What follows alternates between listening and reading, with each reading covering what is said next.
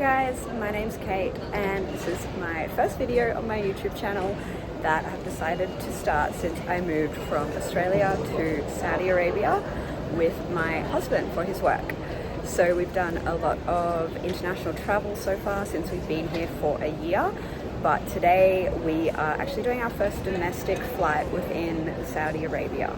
So we're going to AlUla. It's a very special place, and so I just thought I'm going to document it.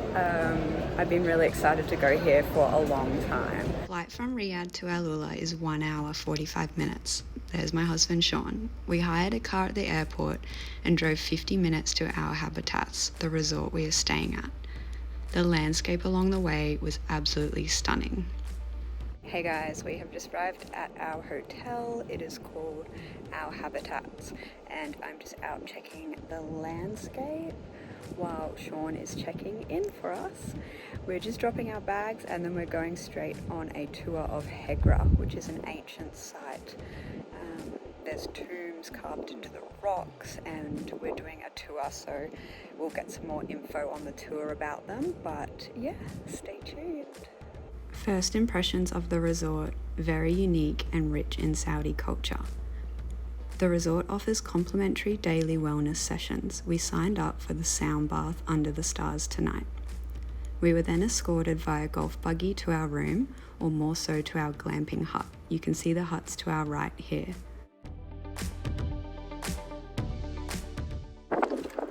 Thank you. Okay, so we have checked into our room. Sean is behind me relaxing. We're just waiting for the golf buggy to come get us and take us back to the reception area so we can go on our Hegra tour. But I thought I'd just quickly show you guys the room.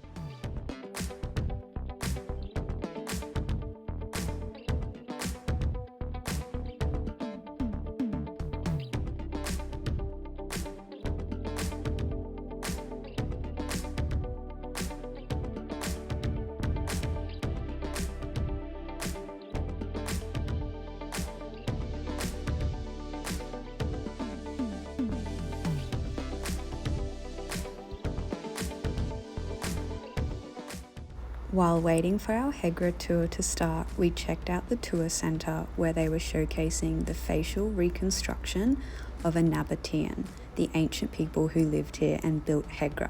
This here is the world's first reconstruction of a Nabatean woman. Next, we jumped onto the bus, which will take us around to 4 different Hegra sites over 2 hours. We had a tour guide and some rangers show us around. Everything that we're gonna see today across all the other side, all of them were built by the Nabatean. It's the same civilization that built Petra about 2,000 years ago here. But the Nabateans are a really old civilization that started about 800 BC. They were known for digging water wells and conducting trading routes. So with time, they had almost like, let's say, a monopoly on the region. So anybody who wants to travel, he would have to pay taxes for the Nabateans. So that made them very rich, and that made them think of settling and in the nomadic life. The guide told us this was built for religious and political meetings. Back then, only VIPs were allowed to enter.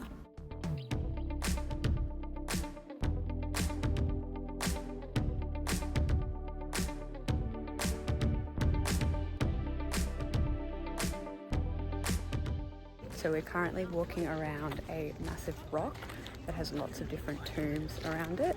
We start from the top, you can see the stairs. So we call them crow steps.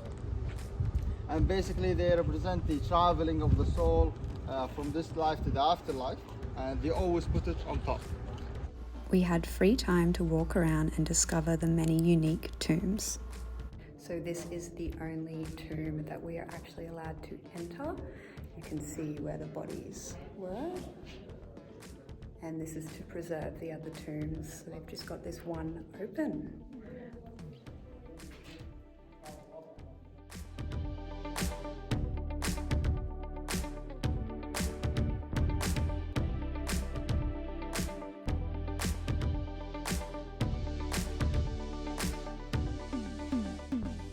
Lastly, the star of the show, tomb of Lian. This one behind me is the only tomb that is actually in one rock itself. So the owner of the tomb would have had to buy the whole rock. This is the most famous site in Hegra, the most famous site in AlUla, the biggest tomb in Hegra. So what's the story behind it? So the owner, his name is Lihyan, son of Kuza. And the sad thing for Lihyan, he wanted to build the biggest tomb in Hegra, and he kind of managed to do that, but he wasn't buried inside his tomb. The tomb is completely empty, there's nothing inside, and it's really, really small. We think the most common theory is that Lihyan died away from Hegra, so they didn't have enough time to bring his body. Exactly. We then went back to the resort for some relaxing time by the pool. Check out this pool. It is honestly stunning.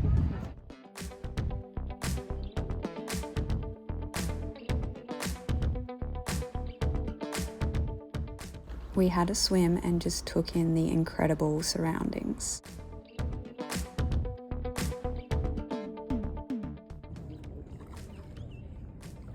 Just finished in the pool and we're about to have dinner at Tama, the restaurant that is on the pool.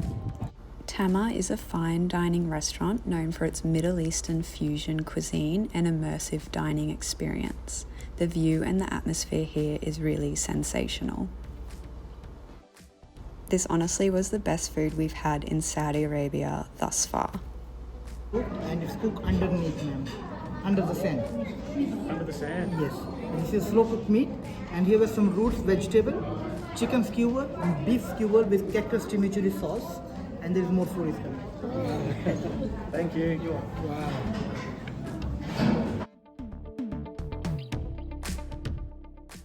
The pool and landscape even looks amazing at night. They had a beautiful fire area set up for us to enjoy. It was now time for our sound bath experience.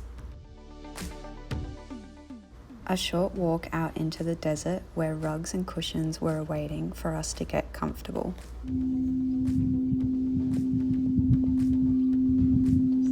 The crackling fire, sage burning, and the video didn't pick it up well, but the stars were plentiful. Good morning, everyone. I forgot to show you our outdoor shower yesterday. So we just woke up and got ready and we're heading to breakfast, but look what we found.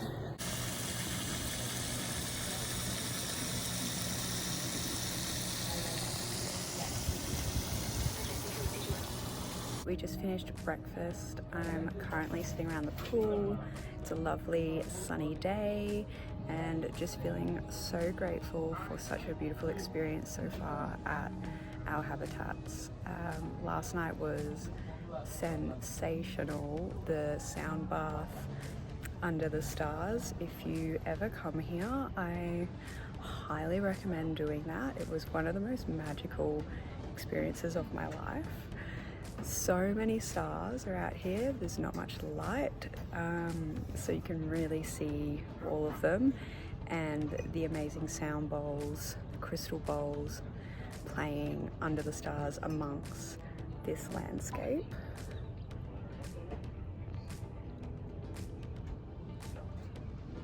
Is just unreal.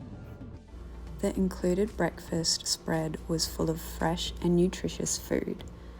Chia pudding, yogurt bowls, fruits, salmon and deli meats, vegetables, breads and pastries. Pork is banned in Saudi Arabia for religious reasons, so they offer beef bacon instead. I opted for fruits, pastry and a chef-made omelette. The morning is the best time to enjoy the pool area as it's quiet and gets full sun.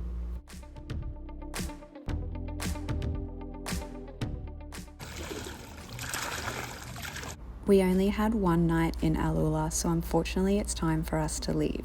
We do have time for one last special stop, and it's right near the resort. We've made it to the Maraya mirror building and look at it. This is the entrance. It's absolutely stunning. Gonna walk around it and explore the beautiful reflections of the building. This is used for concerts and art exhibitions. It's currently closed, shame we can't go in, but definitely worth coming just to look at the outside.